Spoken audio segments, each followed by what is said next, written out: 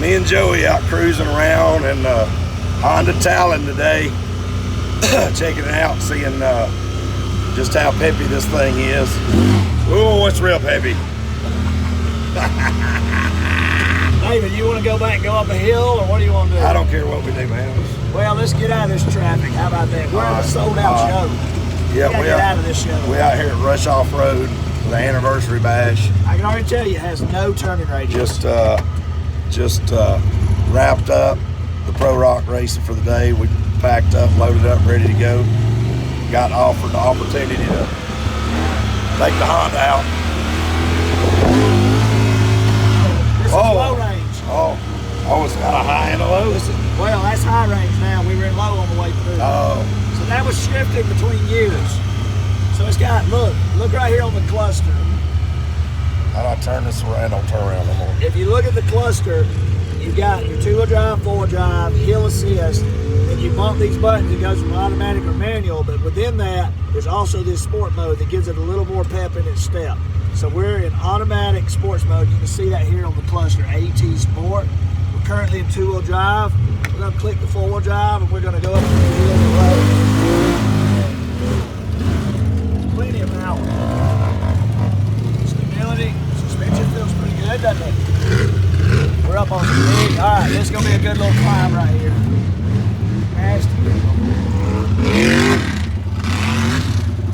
This is low, we're just crawling.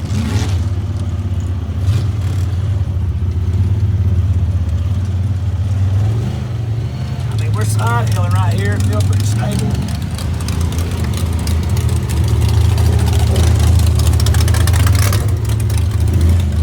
So this is low four-wheel drive, automatic mode.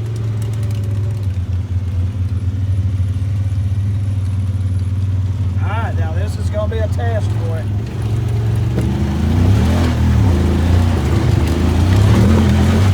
Woo! That's a big climb. But we got a little two-wheel action on that. We got a little two-wheel action. All right. Let's check out how it downhills because of this transmission. Everybody's been thinking, does it freewheel? What do you do? This is a big, very steep hill. We are about a few hundred feet up from the bottom. We're going to go down this hill. Not only are we going down, it is super rocky, if David can get a shot of that. Oh, man, we don't have a lot of ground clearance. Brakes feel great. I'm just going to let it roll right here and see if it slows us down. Oh, yeah, some good holdback. Good holdback. I'm not touching the brakes at all. You can see right there, my feet are not on the brakes. We're coasting down this hill. Engine's holding it back. I'm gonna let this kid come up right here. Alright, I'm still, look, feet still off the brake. I'm nowhere near the brake. Coming off this hill right here. It's holding back kind of like a manual transmission in a car or a truck. That's exactly what it's doing. It's not even, just like one.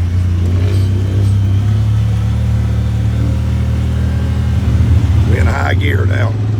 We're in high gear. Sorry, I'm losing my voice.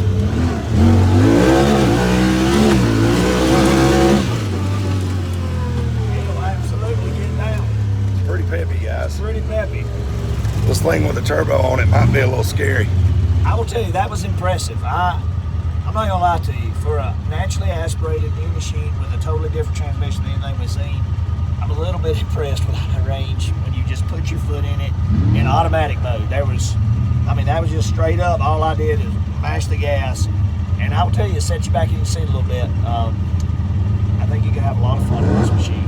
I mean, for you guys wondering, I know there's always, every time a new machine comes out, there are a lot of guys looking to get out of the Razor, get away from the Razor. Guys, this still is no Razor. Just want to let y'all know that. I can tell right now the suspension is not even remotely close to as good as the Razor. The power, I'm gonna say, is a little bit better than the XP1000, but still nowhere near the turbo. But I'd be curious to see, this is a great first machine for Honda to get in the sport UTV market. So real excited about it, but this still is no Razor. I got a few comments about that too. First impressions getting in, fit and finish, it's okay. They're close in some areas. I don't like the larger gaps in the doors. I don't like the I feel more upright for some reason. Maybe it's the ergonomics of the legs. I kind of feel pushed, not so much the upright position. I feel like the seats are pushing me forward. That's how, maybe that's what it's doing. It's almost like it's I mean, I'm still leaned back, but it's almost like the seat, rather than being this, is like this. It's really kind of awkward. The comfort level for me sitting in it gets about a 5. You know, I don't know that Honda's big target was going to be creature comforts, but I'm not super impressed with the tiny cluster. I don't know if you can see this, but I can't even, with a glare, I can barely even see what's on the screen. It's not bright during the day. It's not lit up. It's literally, I'm reaching hard to touch it from with my seat back. Yeah, it's not bright at all. It has no backlight on it. At least now, I don't know if you turn on the headlights, if that puts a backlight on it. I don't even know where the headlights are. Well, they're right here, so I don't see any backlight. I see no back. No, I don't see any backlight at all. So another thing, like David said, the suspension-wise, felt pretty stable on the side hilling and stuff, but I will say it's pretty stiff, honestly. When we jumped up on that ledge, you know, hold on, guys. When we jumped up on that ledge and wanted to stand up, and then it kind of bounced on its side, it was pretty rigid.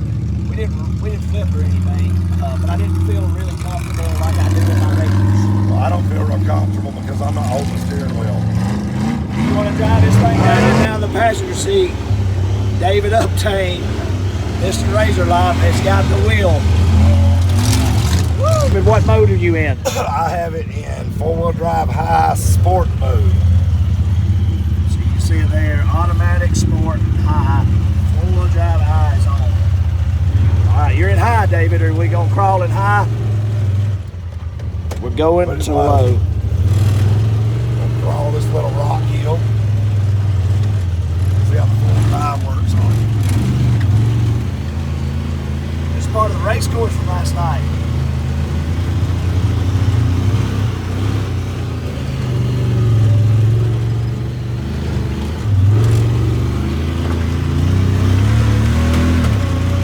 Rush Offroad, if any of y'all are wondering, they've got a little bit of everything. Rocks, hills, mud, creeks, wide open trails, big trails. 7,000 acres. What do you think about the park? Oh, this park's awesome. I'd love to come out here maybe one weekend when we're not doing a race and just ride. I know everybody that comes out here from Kentucky and Ohio just raves over the trails. It's a huge park.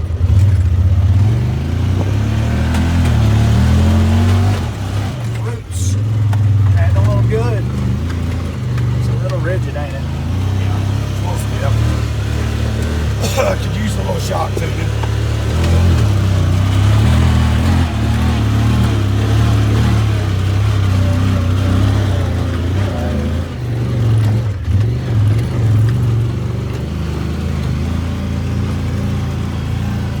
It does seem to have plenty of low end. Yeah, it grunts real good low. It definitely does good low. All right, we can just go to high. Now, I will say the transmission in low is a little clunky if it shifts. But as long as it shifts and don't break, that's great.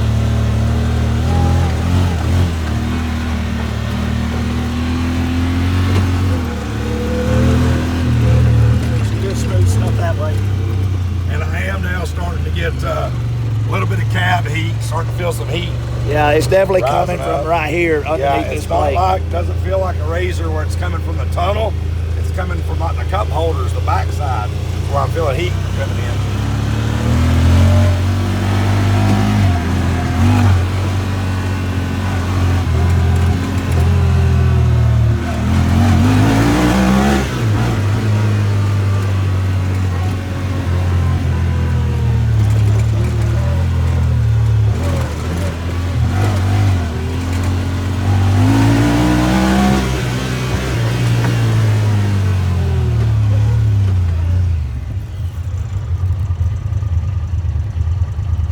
You got to check the brakes. Yeah. Well, the good thing is too, with the holdback in the transmission, you really don't have to mash the brakes that hard. The engine and transmission pull it down pretty good on its own. We found a superhero.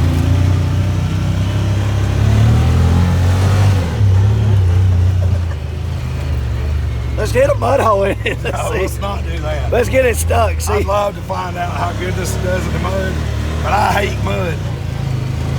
And I'd hate to do that to Mark and bring it back covered in mud. so this is Mark Nero's. He's a rock bouncer driver. Looking at the side-by-side market, this is the decision he made. Want to know what we thought? I told him the only way we could know is to go get in it. He said, well, here's the keys.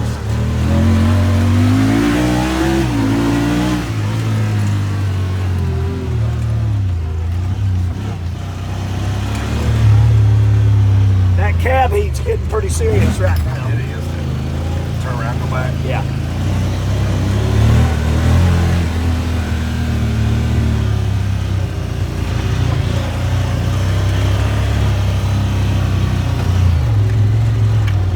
So even in auto, I can shift it up. Yeah, you can go up or down, I believe.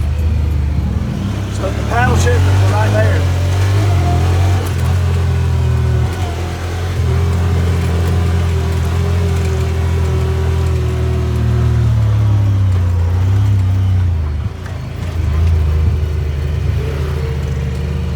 It's kind of awkward to me that all the switches are over here and then the headlights is on the other side of the steering wheel by itself.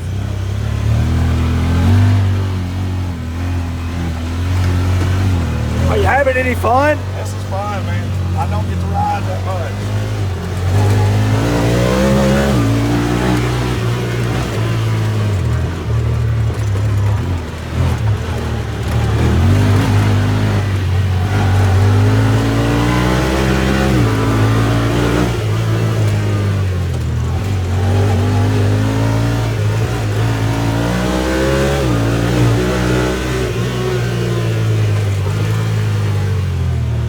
What do you think about the paddles? I think it's kind of cool.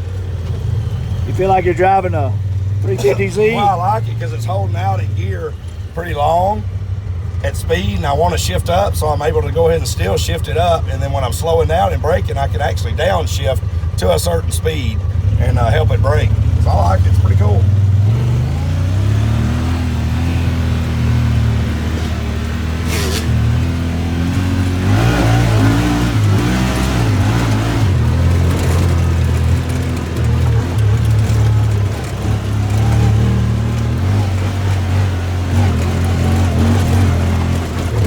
Pretty choppy. I'll be honest with you, that was choppy at mid-range right there. Yeah, I think it's set up kind of stiff, maybe for a little bit higher speed as far as the suspension. But you know, suspension can always be changed for your type of ride, no matter what machine it is. This thing getting hot. Yeah, the cab heat is. It's excessive. If I have any complaints right now, the cab heat is a problem. It's excessive, and it's not warm outside today. Go all the way then.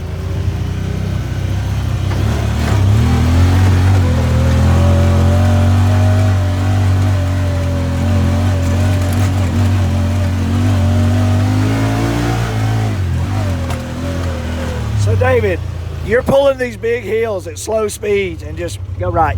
Go right. And you're in high. What does it feel like to hit those kind of hills in high? I mean, sometimes when I go hill climbing, I like to be high.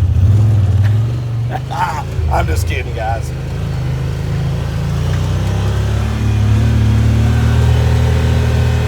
It is awkward being in high range and being able to go slow with no worries. You know, you got a different kind of thing going on. Yeah. But I will say again, I can't stress enough that this cab heat is excessive. And it's probably what? Maybe high 60s right now? Maybe it's 58 degrees. Okay. And it's excessive. There's no way that I could deal with this on a 90-degree day. It would be miserable. It's coming from right here. There's got to be a way to figure out how to keep this cab heat from coming in. I'm talking about like a cab heater kind of heat. It's putting out some massive heat. Yeah. Summertime, that wouldn't be fun. If you can see some of these trails, Rush Off-Road has everything. We just hit a small, tiny loop. 7,000 acres. Down here? Yeah.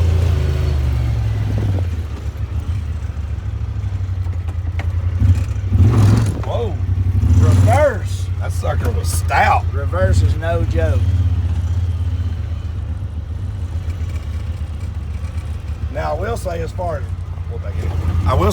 rock crawling, the visibility is pretty good in it. You can see, it's not quite like the X3 where it pulls a lot of your visibility.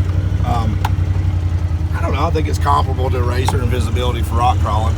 Of course, this is a have to kind of thing, but you get these things out of the way to go rock crawling, and you can see pretty good out of it. What do you think about the steering?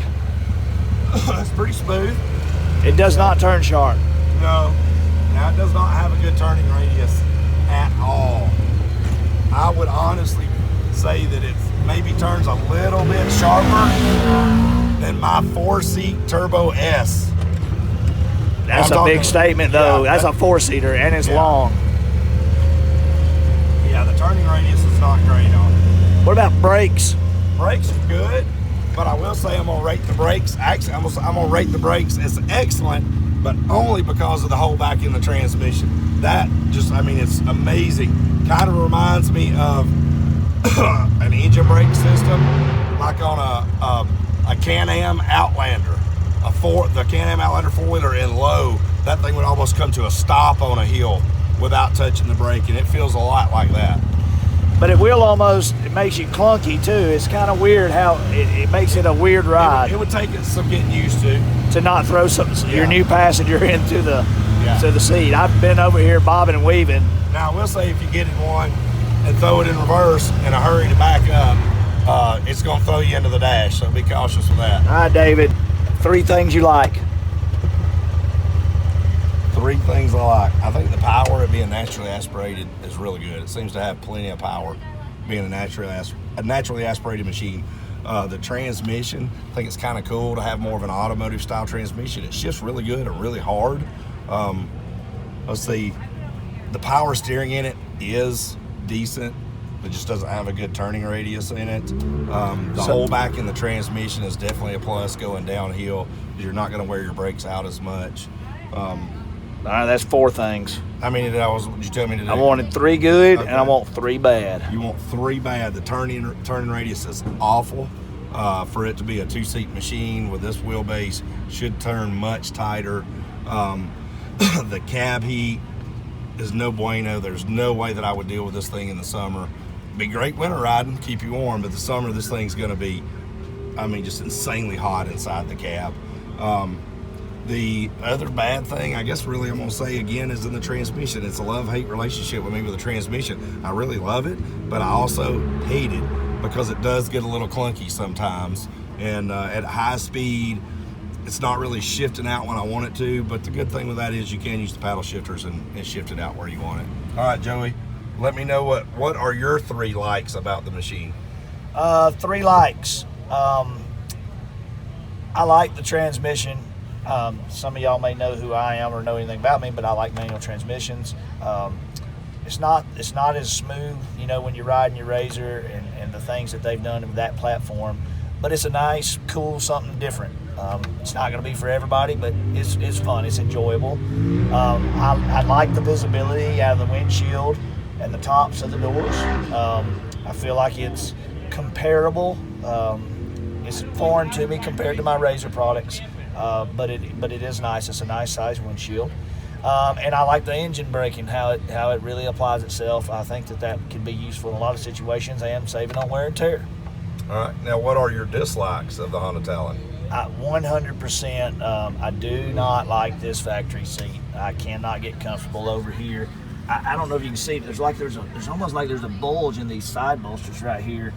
I can't get comfortable. I'm sitting weird, like we talked about a little earlier. It feels like it's pushing you forward, but I know I'm tilted back. It feels foreign to me. They are adjustable. They do. Your side slides, passenger side apparently doesn't. And I almost feel, I'm not a very big guy, but I feel like a big guy would be all up in this door. Seats leave a little bit to be desired for me. Second thing that I don't like, I do not like this big gap. This is an excessively large gap. I'm not going to say that there was a lot being thrown in on me, but if the gap this big, maybe we could have used it for cooling purposes, which wasn't happening. I felt no air coming in or nothing like that. And the third thing, I know we covered it, but I can't ignore it. The cab heat is no bueno. I can't do it. That's pretty excessive. I'd be having to find a way to insulate that. I'm sure it's coming from the engine compartment. There might be a transmission tunnel flume coming through here and it's coming off that, but I would have to get right on that. For me, it probably would be enough to stop me from buying the machine now, if I couldn't find a solution before I bought it. But other than that, it's a fun ride. It's going to be an option for some guys getting into the market. I don't see people changing from some of their current models because of it. Maybe not quite enough power, maybe not quite enough difference, not quite enough comfortable, but it is cool. And I think it's a pretty solid machine. Well, there you go, guys. That's mine and Joey's thoughts on the Honda Talon. I will bring up when we talk about cab heat, we are in a full windshield, full roof, and a full back glass, but still, even with that, it's just excessive. I mean, it's almost like you'd have to have no windshield, no back glass to be able to ride this thing to get enough airflow. Let us know if y'all like this stuff. We're going to do more and more of it. I'm happy to get to hang out with David and be a part of it, what he does on Razor Life. Thanks. And this guy right here is really comfortable. He said yes. He said yes? We just got stopped. What did that guy want? He wanted to know if he could borrow the Honda That we and take it for a ride just to see the whole shot on it, how much power it had. And this ain't ours. We borrowed it too. We better return it back to the owner. Give him our honest opinion.